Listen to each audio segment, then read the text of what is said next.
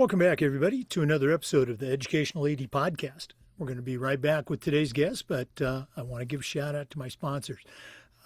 These are companies that I used as an athletic director. They're all great companies. You should be using them too. So take 3 minutes, listen to our shout outs, then listen to our interview, and then go and visit these sponsors. I'm telling you, you're going to be very glad you did. Here we go. We'd like to say thank you to Sideline Interactive, indoor score tables and video boards. Go to sidelineinteractive.com and you can schedule a live web demo to see their products in action.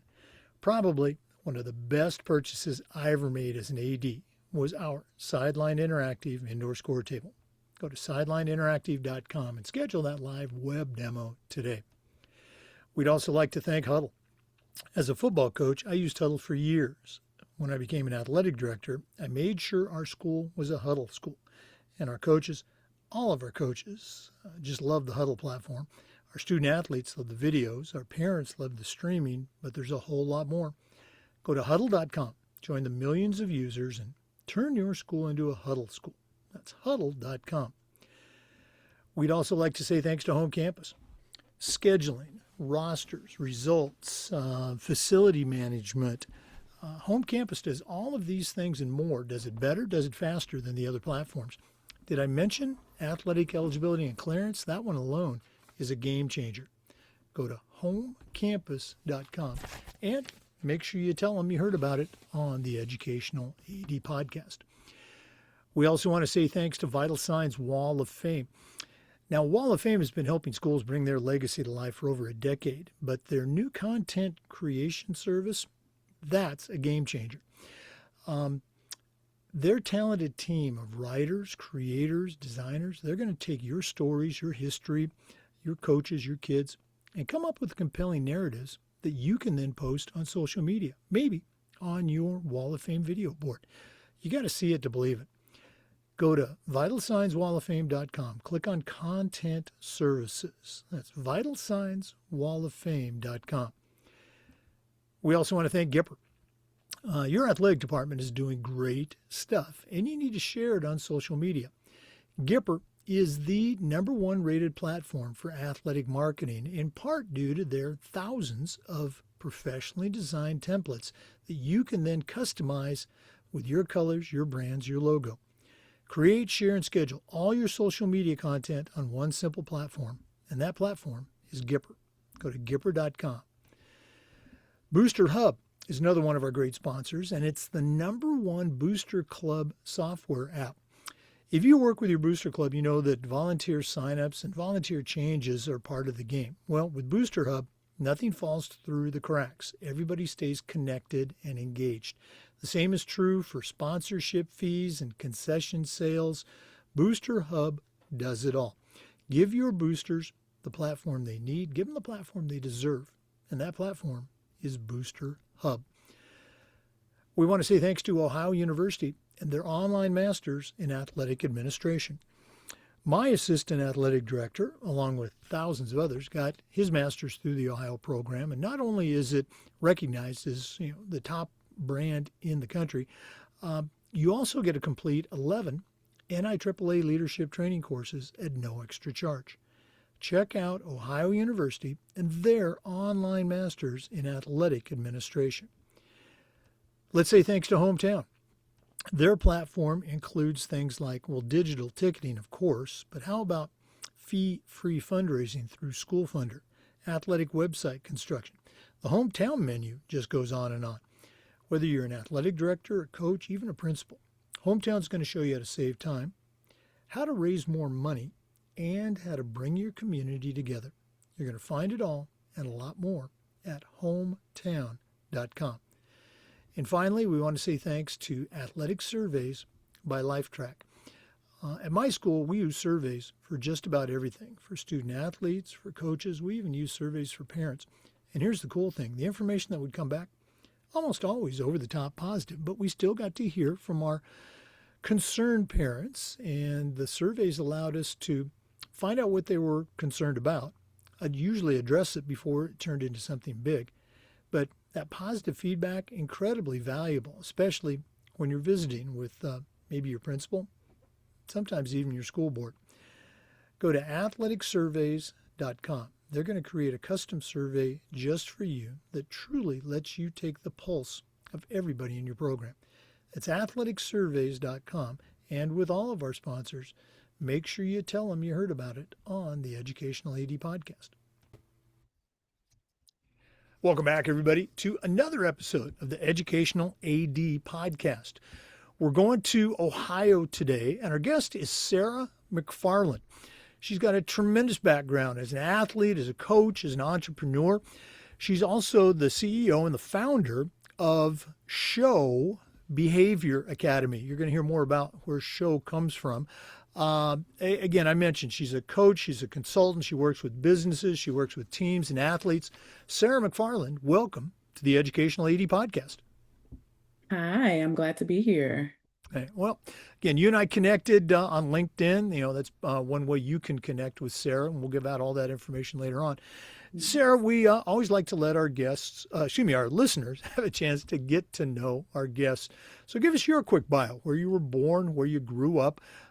Maybe take us up through your college days, and then we'll take a break. But what's the Scho McFarland origin story? Perfect. I am a biracial immigrant. I was actually born in Paris, France, and grew up in Stuttgart, Germany. I moved to the US when I was 10. That's when, started doing a lot of different things and just grew up in sports. So just, outside all the time back in the day, didn't have iPads or phones. So outside doing everything, roller skating, hockey, a little bit of all of it. In high school, I really got into volleyball and also played basketball and track. So those are the three sports that I did all through high school, and then ended up really falling in love with volleyball. And that's what I went to college for, was for volleyball in Ohio. So shout out to Hiram College and Coach Dempsey. Dabbled a little bit in basketball, but only because my coach said, I think you should do it. And I was like, all right, whatever coach says, I will do. So I dabbled in it, but volleyball was really my big thing in college. And my freshman year in college is also when I started coaching. So that's when I was introduced to coaching, club volleyball at that point. And that really, like, my trajectory from coaching started there into today still, between club coaching, head coaches, middle school programs, at high school programs. I even was a head coach for track, middle school program, but volleyball really the primary thing that I coached at. Okay. Very cool. I want to go all the way back to Germany. You said you moved to the United States when you were 10. Were there Yes. the sports, was it, obviously Germany, Europe, was soccer part of growing up? Did that Yes. play a role?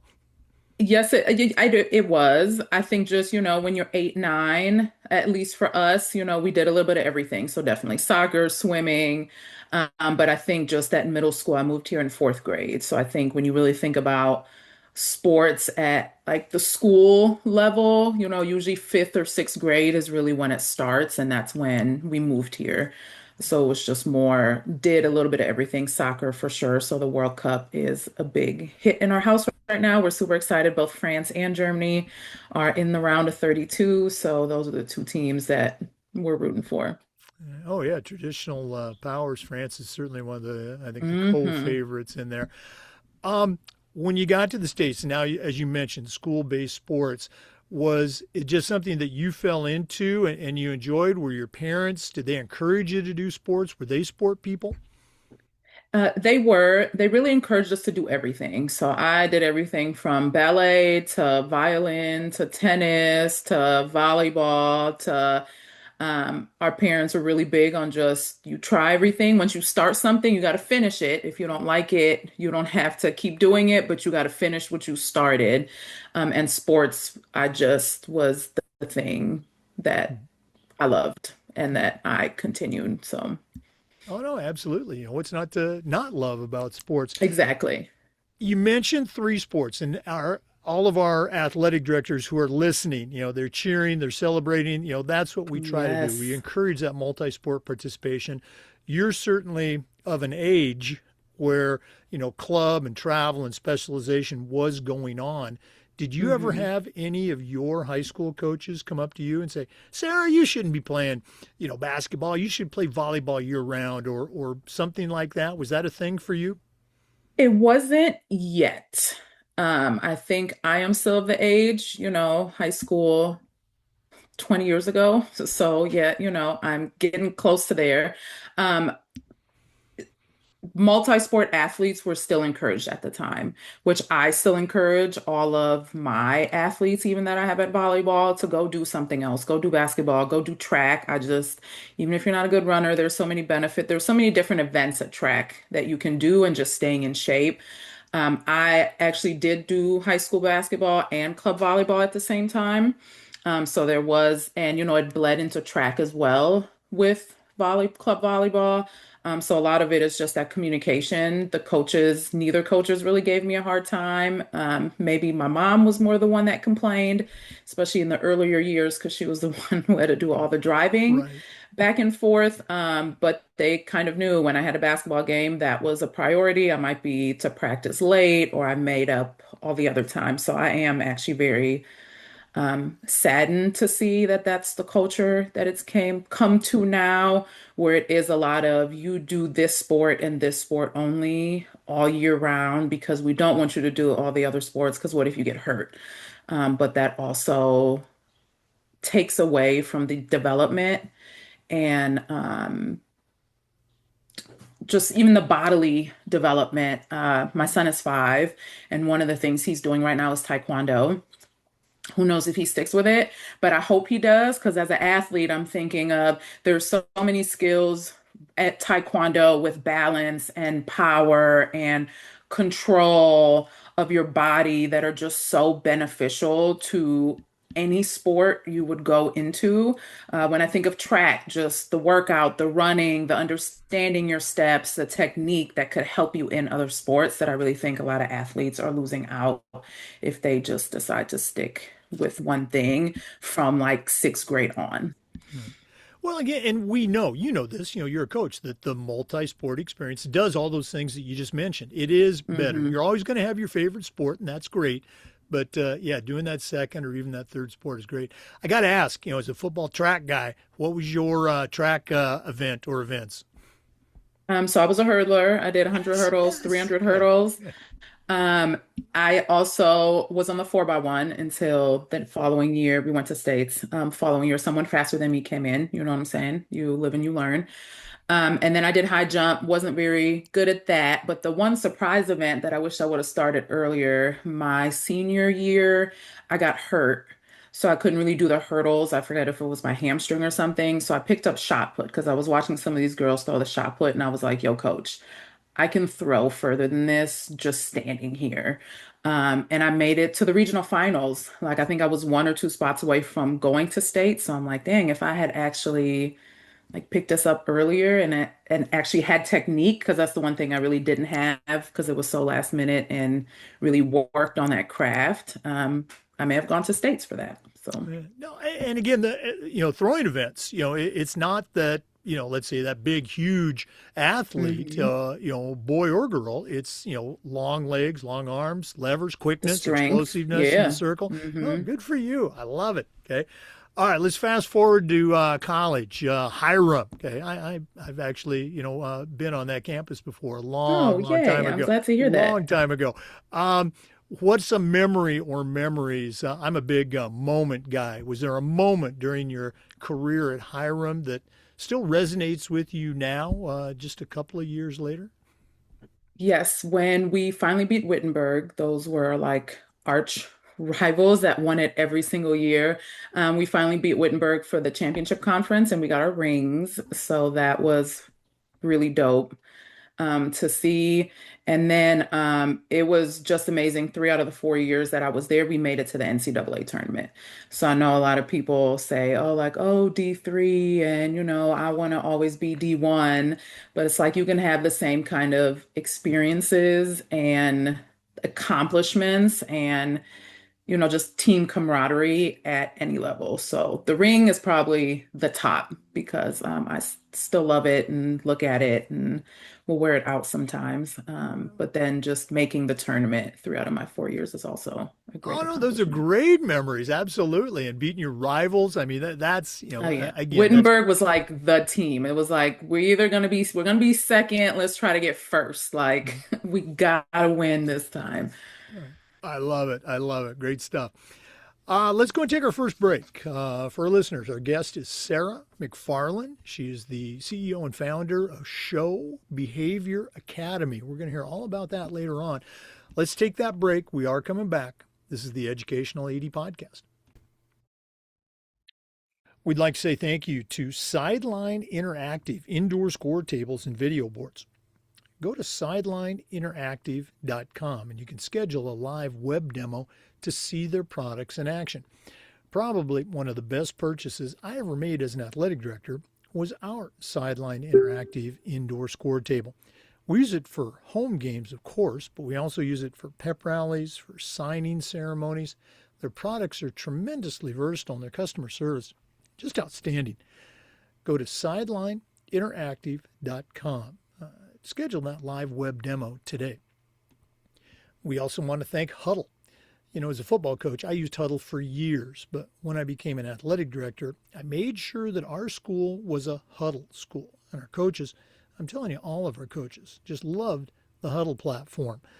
Our student athletes love the videos, and our parents love the streaming, but there's a whole lot more.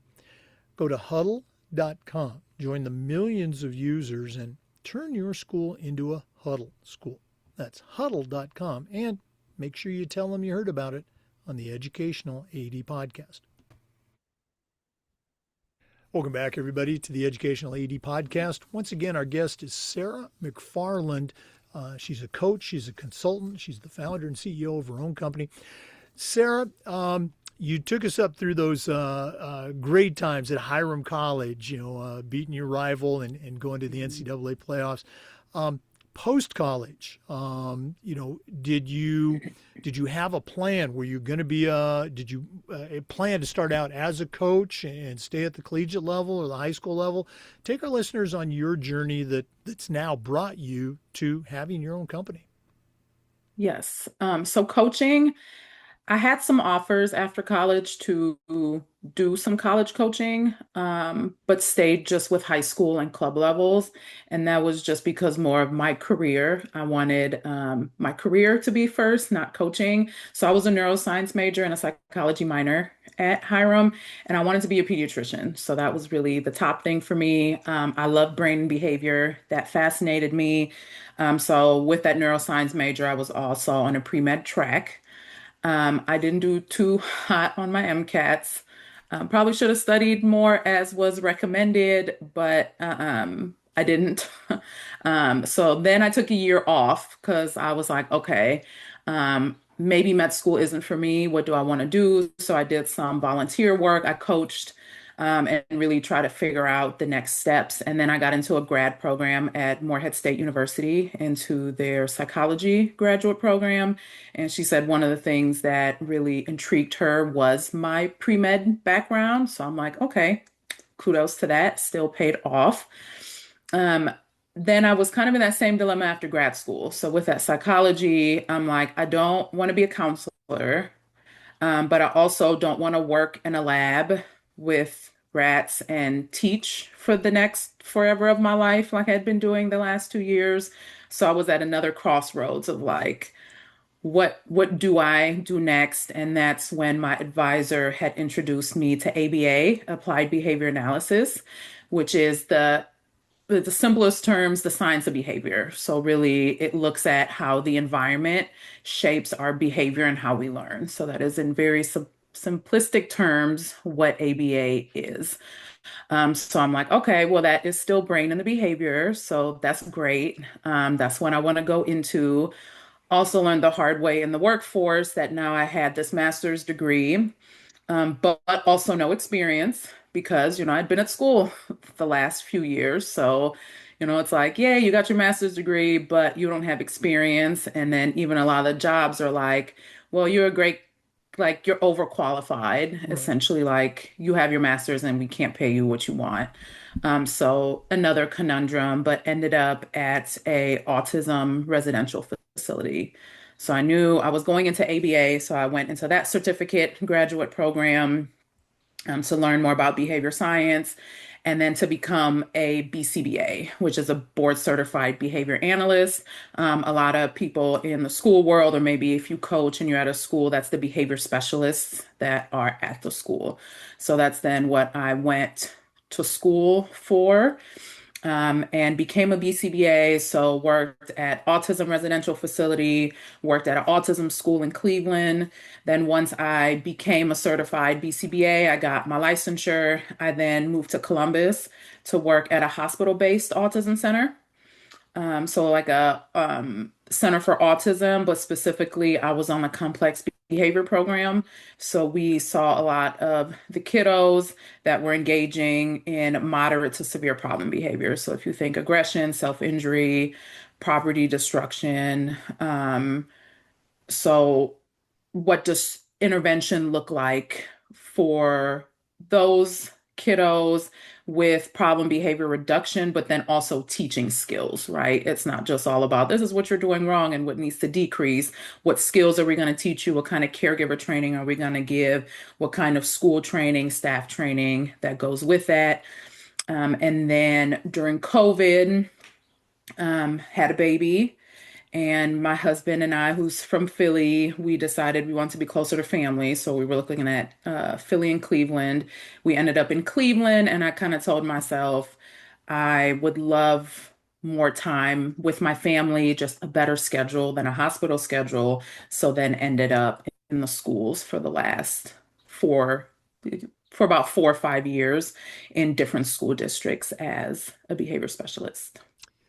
Now, and again, I appreciate you sharing that journey and all the different stops along the way, and whether it's in your field or even in coaching and being an AD, Yeah, it's rare, I think, for individuals. Let's say they finish that master's degree in a field. It's rare to get that, let's say, that job and then be there for the next 20, 30 years or so. There's going to be some stops along the way. I know there's certainly in my exactly. career, there were multiple stops. Now, during this time, to somebody listening, it might say, well, geez, that's a bunch of academic stuff and it's science. You were still involved with coaching, weren't you, during this time? Yep, absolutely. So during this time, this is where I became a middle school head coach at Beechwood Middle School, so in Beechwood, Ohio. So I coached there, and then eventually the athletic director moved me into the head coaching job at the high school. And that's also the same school I ended up being a middle school track coach at. So Beechwood always has a special place in my heart. And I still coach club. So again, pre-family, was able to do everything. And then on top of that, I was still playing volleyball all the time. So any kind of leagues, open gyms, sand. So I was still actively playing consistently. Then even when I moved to Columbus, got into coaching community right away, coaching club, coaching at a local high school as an assistant there while still playing volleyball and everything else. I think the time where the coaching really took a break was during COVID because we were in the middle of club season and everything shut down. And then I think I was also always the person that said, even when I have a kid, I'm going to be that coach that I'm still going to coach full time. The dreams were very good, but I definitely did not factor in, well, COVID, but then also factored in that I had a full-time job. So, pre-family, husband, baby, it is so much easier to say, yep, I can be out all day. I can go to work, I can go straight to practice, then I can go play volleyball until midnight, and not have any worries. But, when you have a family, some of your priorities shift. And unfortunately, at that time, with a full-time job, the coaching took the back seat. Until I decided to leave full-time work. Well, again, I think all of our listeners, they can appreciate and relate to that, experience of, Yeah. coming out of, let's say, college. They might have done a sport and then they started teaching and coaching and, oh, geez, I used to be an athlete, I don't have any time. I can do it all. Yeah. Um, let's go and take another quick break. And when we come back, I want you to share kind of the genesis of what you're doing now with Scho Behavior Academy, and how the two worlds, behavior and science, work with, athletics and performance and helping Yeah. kids and coaches do a better job. Like I said, we're going to take a break, but we are coming back. This is the Educational AD Podcast. We also want to say thank you to our good friends at Home Campus. Now, Home Campus is a platform you're going to use every single day. Things like scheduling, rosters, results, connecting with your state association, facility management, athletic eligibility, and clearance. Home Campus does all of these things and more, and does it better and does it faster than the other platforms. Go to homecampus.com to get started. That's homecampus.com. We also want to say thanks to Vital Signs Wall of Fame. Now, Wall of Fame has been helping schools bring their legacy to life for over a decade with their video boards and technology. But now, their content creation service takes it to a whole new level. Their staff of writers and designers, creators, they're going to take your stories, your history, your coaches, your kids, and come up with compelling narratives that you can then post on your social media channel, maybe even on a Wall of Fame video board. You got to see it to believe it. Go to vitalsignswalloffame.com. Click on Content Services. That's vitalsignswalloffame.com. And we want to say thanks to Gipper. Your athletic department, you're doing some great stuff and you need to share it. And Gipper allows you to do that. It's used and trusted by over 20,000 high school and college athletic programs. It's the number one rated app for athletic marketing. And it's number one in part because of their thousands of professionally designed templates that you can then customize in your colors, your logos, your brand to create, share, and schedule all your social media content. Go to Gipper.com to get started. And as with all our sponsors, make sure you tell them you heard about it on the Educational AD Podcast. Welcome back, everybody, to the Educational AD Podcast. Sarah, you shared with our listeners, kind of your journey, professional journey, but that's not the end of the story. What was, or what were, I guess, the event or events? Was there an epiphany? What led you to starting your own behavior academy? And tell our listeners, what kind of resources and services that they can take advantage of. Yes. So a little bit was with the community that I was in. So I had a group of girlfriends in my field that a few were starting their own businesses and were like, hey, we think you should do that. I also think probably the biggest piece was I have a 5-year-old. My husband was also saying I was a little grumpy at home because, I was trying to spend time with family, but then up late night doing things I had to do for work, right? Trying to balance being here for my family while also I'm at an admin level role at my job at the school, and there's things that need to get done at all points in time. Shout out to all the teachers out there and just school officials. I'm sure everyone, like, it's hard. There's a lot of things that go into it. So I really think the biggest thing, my husband was like, why don't you just take some time off? And when he first had mentioned it, I was like, just because I have never not worked. So I think initially it just wasn't even something that I could wrap my head around. But then the more I thought about it and really looked at it, I'm like, you know what? This would be an opportunity. If my husband is telling me this is something we can do as a family where I cannot work full time, that can then afford me to be home more and then really give me a chance to think about what it is that I want to do. So then out of that grew Scho Behavior Academy. The show comes from my maiden name. My nickname all through high school and college was Scho because it was a shortened version of my last name. And that just even stuck in my professional world because there are a million Sarahs out there. Shout out to all the Sarahs, especially those with the H at the end. Um, there were a million Sarahs. So I'm like, you know what? This is perfect. Just call me Scho. So Scho kind of stuck, and I wanted to keep that part of my identity. So Scho Behavior Academy. And it really grew out of a need. I think even working with schools outside of my coaching experience, I noticed that staff are expected to manage behavior every day, whether that's mild behavior. I mean, even coaches, right? Behavior outbursts, things like that every day, but are rarely taught the fundamentals behind it. So that, it's a lot of reaction, right? A behavior happens. Even I've seen this as coaches. Something bad happens, kiddos engage in a behavior that they don't want them to, and it's a lot of reactionary things, right? Because we don't know the fundamentals of behavior science. So I said, you know what? I would love to create this company where I still do what I love, which is the behavior science of it, but disseminate it. I think one of the biggest misconceptions out there is that ABA has become synonymous and only is applied to autism.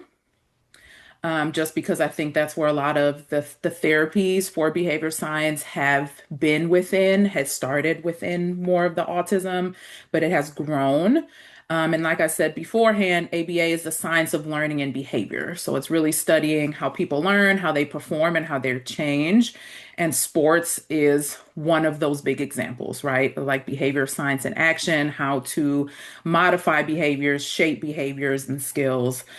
So right now, my focus, just because I have really learned to engaging in a lot of business schools, I need to focus on one lane and not have so many lanes. So right now, my focus has been more just on school personnels and more caregivers.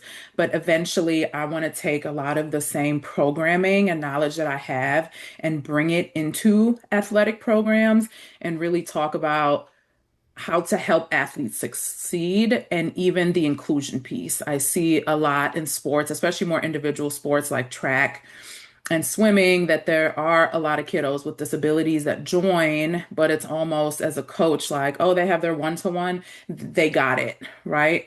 Like, how do you create successful environments so that all athletes feel supported? Because we are going to have athletes that maybe we don't know come with ADHD or anxiety or, a multitude of other supports that they need. And as coaches and as athletic directors, we need to understand that behavior is more than just performance, right? It's about leadership and communication and regulation. And how do you set that up to help support all athletes, not just the ones that we think are going to be amazing, because then we miss out on a lot of opportunities at potentially developing other athletes who could be just as great, but may need different supports. No, you're absolutely right, and it makes me think of and what you provide. It's not in the same category, but I think it's aligned with it. People talk about mental performance training and that sort of thing. I don't think there's a coach in America that would deny that mental performance training is valuable to their student Yeah, athletes. But the trick is getting that coach to give up 15 minutes of practice time exactly. in a week to do it. And, Yeah, the services that you provide, the things that you're talking about, just as important, just as valuable, but I think even less common for a coach or an AD to have that training and that yeah, background to even understand, the concept, let alone, begin to provide some benefits for their student athletes. So right. that's where you and your academy come in. Let's go and give Yes. out some contact information. We'll give it out again at the end of the show. But the website, I've been on your website. Very cool. Very Thank you. user friendly, and a ton of resources right there on the Yes. website. What's the website, and also how can our listeners find out more? How can they get in touch with Sarah McFarland?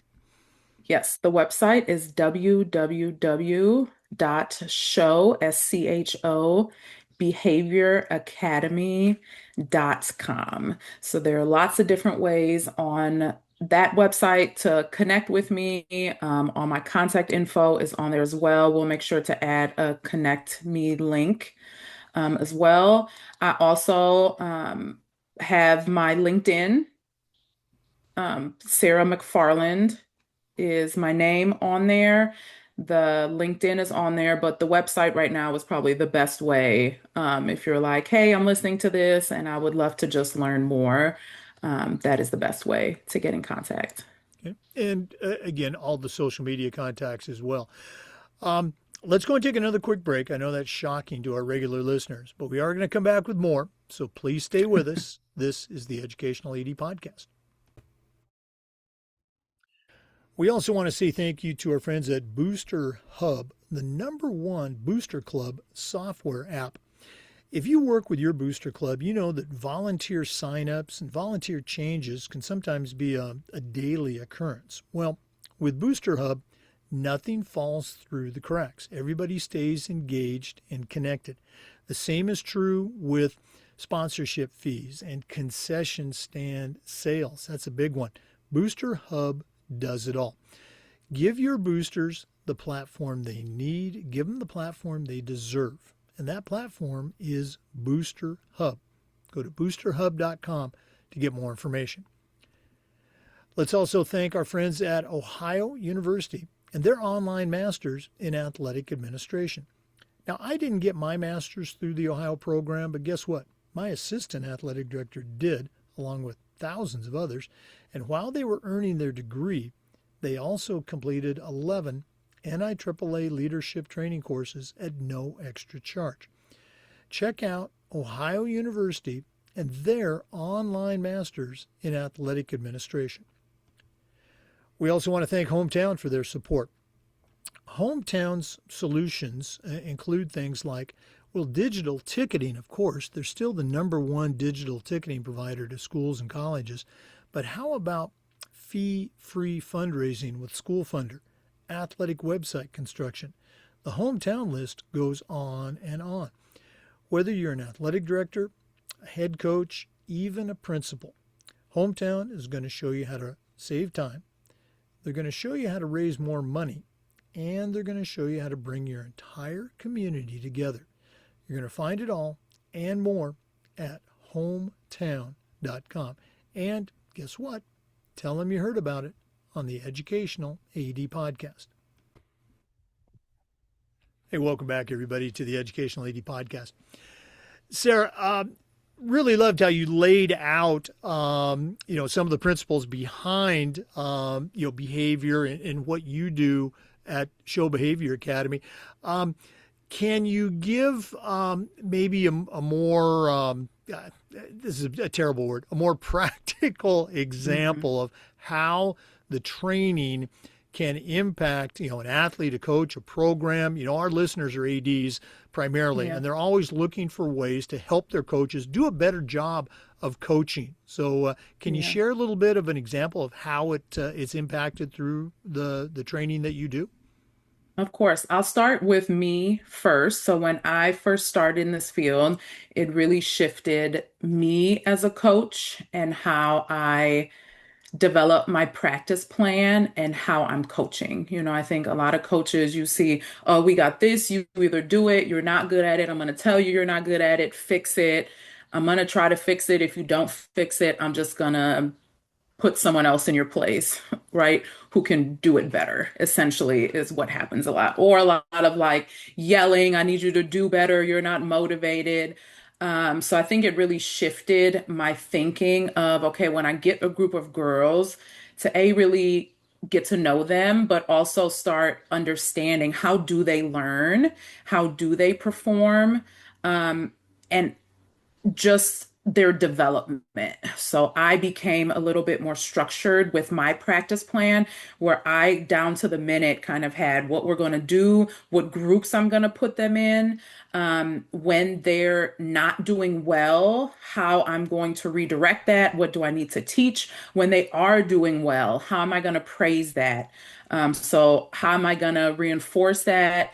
What kind of prompts? I remember at practice one day, the coaches laughed at me. They thought I was crazy because I brought painter's tape and I marked up the court because we were doing volleyball defensive rotations and the girls weren't getting it. So again, instead of being frustrated and starting to lose my ish at the girls, I'm like, okay, what isn't clicking? Maybe there is a different way that these girls need to learn it.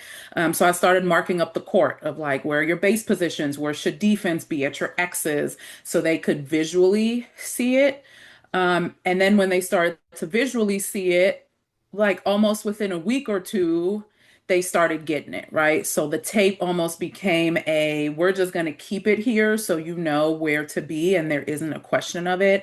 But then what was funny, which then led also to me wanting to do this in the future with my company, is that other coaches were like, wait, how did you get them to understand that so quickly? Or what changed happened? And sometimes it was little things like that. It was, we visualized it more. I marked up the court. Y'all laughed at me, but you want to use this with your 18-year-olds? Go right ahead, right? They don't know where they're supposed to be. Even little things, I remember them telling me, I did a 12s team at that point. We watched film. Granted, the attention span for the 12-year-olds, I had to be intentional, but they were like, why are you watching film with 12-year-olds? Because again, what is that visual cue? What can I show or teach with them and them being on the screen that I may not be able to teach in the moment or during a game? So I think being very intentional and really understanding that every practice or drills or film sessions, whatever during the games, is designed to influence behavior. And can I, when I kind of look at it like that, of what am I doing today or how am I coaching today? How could this influence my girls or, my athletes' behaviors tomorrow? It just made everything that I was doing more intentional. So that's where I think that understanding of that I provide, that behavior is more than just performance. You can't just look at the outcome. Behavior is everything. It's the leadership, the communication, how the girls regulate, how they teamwork with each other, some of that resilience, and all of those factors put together lead to your culture. You can't just say, I want a great culture. A great culture is really developed based on those behaviors that you implement and that you design on a daily basis. Thanks again for sharing your own personal journey. For somebody that's listening right now, what's your favorite way to deliver content? Is it give them access to Mhm. information on the website? Is it through Zoom? What can they expect, or what are some of the options that they can expect when they're using you as a provider? Yes, I always prefer a face-to-face. That is just me in person. I feel like maybe that's because I'm a visual learner myself. If I have somebody in the flesh that is talking to me, that is showing to me, that is a preferred option to me. However, there are virtual options. I have done trainings in schools. I have traveled to trainings in person. I can do things virtual. And I'm also hoping in the future, my goal is to also set up some sort of learning series content where there can be even content that isn't live, that asynchronous learning that can happen, where I can have courses that then coaches or ADs can access in the future. So, too, that's in the future is one of my goals that I would love to have. Oh, wow. I think it's great. Well, Sarah, thanks again for coming on. This has just been great. But we're not done yet. We always wrap up with a segment we call the Athletic Director's toolbox. Now, you certainly know your way around the world of athletics and performance, but we're going to take our final break, hear from Athletic Surveys, who sponsor this segment. When we come back, I'm going to challenge you to send out a brand new AD, a brand new coach, a brand new leader, but I'm only going to let you put 3 tools in their first job toolbox. So let's take that final break, and when we come back, we're going to see what Sarah McFarland puts in her new athletic director toolbox. Please stay with us. This is the Educational AD Podcast. Hey, we want to say thanks to our good friends at Athletic Surveys for sponsoring the AD Toolbox. You know, at my school, we use surveys for just about everything, for our student athletes, our coaches, even our parents. And the cool thing was the information that would come back on these surveys, almost always over the top positive. We still got to hear from our squeaky wheel parents, but the surveys allowed us to find out their concerns, usually address them before they turned into something big. But having that positive feedback, incredibly valuable, especially when you're visiting with a frustrated parent, sometimes your principal, sometimes even your school board. Go to athleticsurveys.com. They're going to create a custom survey that lets you take the pulse of everybody in your program. It's athleticsurveys.com. And with all of our sponsors, please make sure you mention you heard about it on the Educational AD Podcast. Well, it's that time of the podcast. We've been visiting today with Sarah McFarland. She's a coach, she's a consultant, she's the founder and the CEO of Scho Behavior Academy. Tremendous background in athletics, but right now, I'm going to challenge her to send out a brand new AD, a brand new leader on their first job. But I'm only going to let her put 3 items in their toolbox. So Sarah, what 3 tools are going to go into your new athletic director toolbox? Yes, I am going to give some tips. So these are more conceptual ones, all with the lens of behavior science. So the first one for me would be the environment. The environment is going to shape the athlete. I think a lot of times we think the athlete's behavior, right? The athlete just has it in them and they should just be able to do it. But their skills and their behavior is influenced by the environment. So you got to think of, do I have clear expectations? Even for age groups, is there a lot of like wait period during drills? What kind of private coaching am I giving? What are the coaching styles between the head coach and the assistant coach, or between my track coach and the volleyball coach if you're an AD? If they're wildly different, if I have an athlete in both sports, how could that confuse them? What do transitions look like?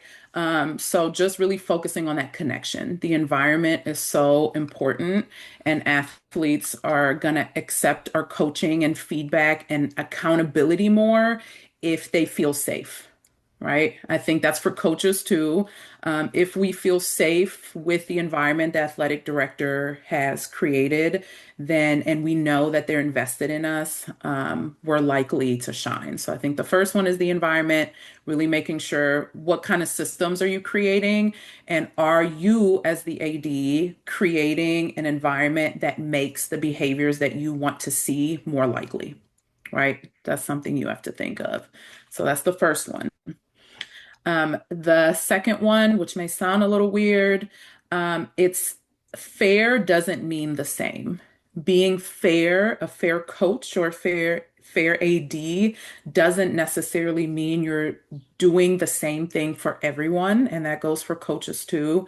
Like I mentioned beforehand, you might be coaching an athlete with autism or ADHD or an anxiety, or that has a different disability, or just sometimes athletes that have different learning styles, right? Like hopefully as a coach, you know that each of your athletes responds differently to things, or as an AD, that each of the coaches that you have on your staff respond differently to things.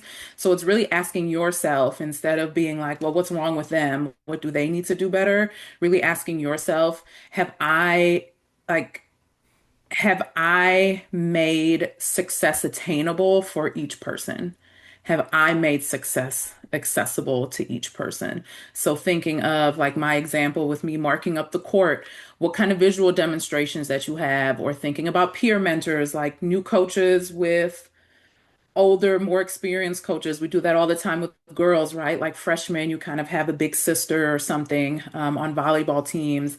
What kind of extra processing time, predictable routines, like communication. So just thinking about as an AD that you're building a program where every coach understands how to make practices more accessible, right? Where there's almost like a blueprint of like, here is how practices should and can be managed. And then based on who you have, um, how to then tailor to each of your athletes that you have so that everyone is experiencing success and not just like the top athletes in your program. So that would be my second one. And then my third one, just because I see this a lot with coaches, is that we can't mistake skill gaps for character flaws. So sometimes, we hear a lot of language of like, this kiddo's being lazy and disrespectful and a lack of motivation. But when you think about that in behavior terms, how do you define lazy? Right? It's just more of an arbitrary term. How do you define disrespect? And then now taking it a different lens of like, are there skills that might be missing that need to be developed? So a big one for me, in middle school, there were some girls that were labeled as disrespectful, just everything. To me, I saw it as, okay, they lack in some emotional regulation skills. What do I need to do as a coach to build that relationship, but then also build those emotional regulation skills? Again, might be a little bit outside of my wheelhouse, but also still recognizing that some of these kiddos need coping skills. And as a coach, maybe they might listen to me in a different way than they would somebody else at the school. So really thinking about they may not be lazy or not motivated or disrespectful, to think about, is there a skill that they're missing, like communicating or emotional regulation, coping strategies, um, problem solving skills, self advocacy skills. So less like, how do I get this athlete to stop this thing? But more of, what skill does this athlete need to be successful? So really like turning that into, how can I help the athlete be more successful? And then the fourth tip is just to reach out to me, to use Scho Behavior Academy as, your tool, and to bounce ideas off of and come in and talk to your staff about things like inclusion in sports, how to make that happen, how to develop a practice plan, how to, keep the practice plan that you have, but maybe start thinking about some of that behavior science within your practice plan, just to tweak it a little bit, so that we are getting the performance that we need. So just in general, just understanding that you need to look at your environment. Three tips in short version, ADs: you need to look at your environment. You need to ensure that your environment is accessible to everyone, and you need to identify the skills that the athlete needs within that environment to be successful. And you can replace that with coaches, right? You need to look at your coaching environment. What do you set up for your coaches? Are you ensuring that your environment is accessible to all the coaches? And then you need to identify what skill the coaches need in that environment, because coaches, even as an athlete, there were a lot of things I had to learn as a coach. Just because you're an athlete doesn't make you an automatic good coach. And are you teaching those skills, is going to be very important. Boy, you probably saw me scribbling furiously to keep up with you. Great stuff. The being aware of the emotional environment. I mean, just no one's ever phrased it that way before. That's going to be going in our chapter of unique tools, and all the Yeah. other ones. Tailoring your communication. Just great, great stuff. Sarah, one more time, if one of our listeners wants to reach out and connect, find out more, what's the best way that they can connect with Sarah McFarland? The best way to connect with me is through my website, www.scho behavioracademy.com. Okay. And again, Sarah's, you can find her on LinkedIn. You can find her on social media. Check out the website. Check out those free resources, but reach out and connect. Find out what she can do for your kids, for your coaches, for your program. Sarah, thanks again for coming on. All the best. Hope your World Cup experience continues to be positive. And we're going to have to get you back on the podcast down the road. Yes, please. I would love to. For our listeners, we love you. We appreciate you tuning in. And just a reminder that we upload the Zoom recordings of every interview to the Educational AD Podcast YouTube channel. We do this just about every day. We try to share stories and best practices from the world of athletics. So please come back and join us again on the next episode of the Educational AD Podcast. We'll see you next time.